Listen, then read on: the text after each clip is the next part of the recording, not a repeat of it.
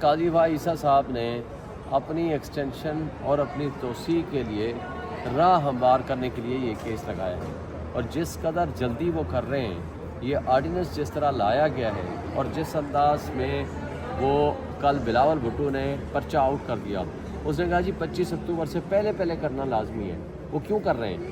اور یہی قاضی بھائی عیسیٰ صاحب 25 اکتوبر سے پہلے اس کیس کا فیصلہ کیوں کرنا چاہ رہے ہیں؟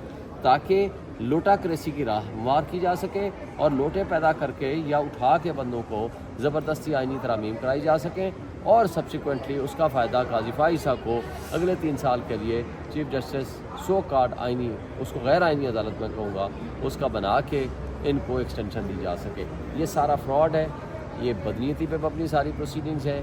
افسوس سے کہنا پڑتا ہے کہ قاضی فائزہ صاحب جس سپریم کورٹ کے چیف جسٹس بنے ہیں، آج اس کی عزت داؤ پہ لگانے کو تیار ہیں۔ یہ قابل افسوس بات ہے۔ ان کو ان چیزوں سے اس کیس کو وہ ایڈجن کر دینا چاہیے، اس کیس سے ان کو الگ ہو جانا چاہیے اور اس کو 25 اکتوبر کے بعد فکس کرنا چاہیے۔ سر، یہ جو لوٹا کریسی ہے سر، کون سی جماعت سے کرانے کے لیے؟ کیا پی ٹی آئی کے جتنے ایم این اے ہیں وہ سارے پی ٹی آئی کے ساتھ اس وقت تک موجود ہیں، یا کچھ بیرسٹر گوہر صاحب نے کہا 1-2 ایم این اے جن سے ہمارا رابطہ نہیں ہے؟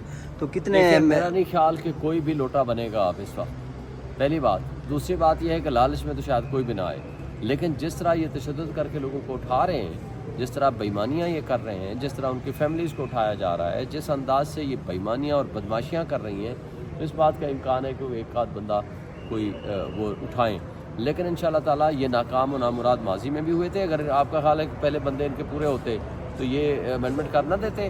ان کو تو اب لوٹا کریسی کے ذریعے اب یہ آئینی ترمیم کے اوپر، یہ آرٹیکل 63(a) کے اوپر ان کو یہ کرنے کی اب ضرورت کیوں پڑی ہے؟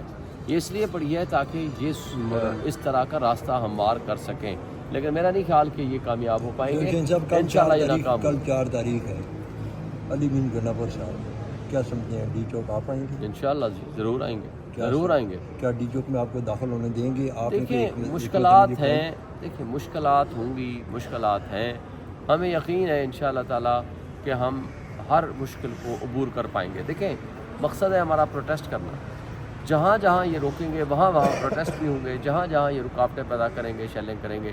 یہ آپ نے پنڈی میں دیکھ لیا، کل کا آپ نے سارا دن آپ کے سامنے رہا۔ دیکھیں بات یہ ہے کہ لوگ ان سے نفرت کرتے ہیں، یہ قبضہ گروپ ہیں، یہ پکے کے ڈاکو ہیں، انہوں نے ووٹ کو مینڈیٹ کا پہ ڈاکہ ڈال کے یہ مسلط ہوئے ہیں الیکشن کمیشن کی ملی بھگت سے اور اسٹیبلشمنٹ کی گود میں بیٹھ کے، اور ان لوگوں کے پاس نہ کوئی اخلاقی جواز ہے، نہ سیاسی جواز ہے، نہ آئینی جواز ہے۔ مجھے بتائیں، بلاول بھٹو آیا تھا، سندھ سے چلا تھا، اس وقت پنجاب میں بھی ہماری گورنمنٹ تھی، کسی ایک موقع پہ نہیں روکا ہم نے ان کو ڈی چوک تک آنے دیا، آئے اپنا احتجاج کیا، چلے گئے۔ مریم نواز آئی تھی پی ڈی ایم کے ساتھ، مہنگائی مکاؤ مارچ لے کر، یہ الگ بات ہے، ان بدماشوں اور بےایمانوں کی باتیں الگ ہوتی ہیں۔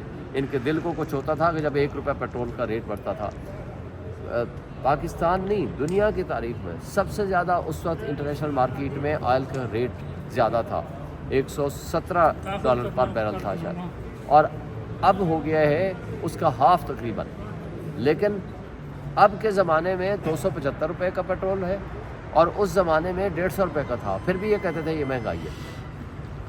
آج جس انداز سے یہ آئے تھے مریم نواز وغیرہ، ہم سب نے ان کو فیسیلیٹیٹ کیا، کبھی کوئی نہ پرچہ ہوا، نہ دہشت گردی کے پرچے ہوئے، نہ شیلنگ ہوئی، کسی نے کچھ نہیں روکا۔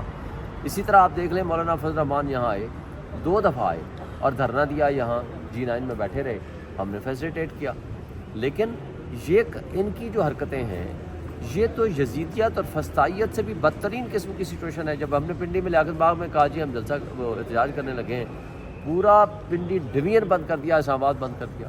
جب 8 ستمبر کا جلسہ تھا ہمارا، مجھے بتائیں تو ود پرمیشن تھا، پھر کیوں پنڈی اسلام آباد دونوں پنڈی ڈویژن بند کر دیا، اسلام آباد بھی بند کر دیا، کیوں بند کیے تھے؟ شیوچین صاحب یہ مجھے بتائیے کہ 80 سالہ جیسے خاتون کو گرفتار کیا گیا، کیا وہ گرفتار کرنے والا، کیا اس پہ FIR دینے والا، کیا اس کو اس کا ریمانڈ دینے والے کے خلاف کوئی قانون یا کوئی اس کی ایسی شک ہے؟ دیکھیں وہ سارے مجرم ہیں جنہوں نے یہ حرکت کی ہے، اس سے اندازہ ہوتا ہے کہ ان کو شرم و حیا اور غیرت ختم ہو گئی ہے۔ ان کو نہیں نظر آ رہا کہ 80 سالہ ایک بزرگ خاتون آئی ہے پروٹیسٹ کرنے، اس کو اٹھا کے آپ دہشت گردی کے پرچے میں ڈال رہے ہیں۔ یہ ان کی غیرت گوارا کرتی ہے، لیکن بے حس ہو گئے ہیں، یہ یزیدیت کی پیداوار ہیں. ان کو احساس ان کے ختم ہو گئے ہیں, نہ ان کو اپنی بہنوں کا, نہ ماؤں کا, نہ بیٹیوں کا احساس باقی رہ گیا ہے.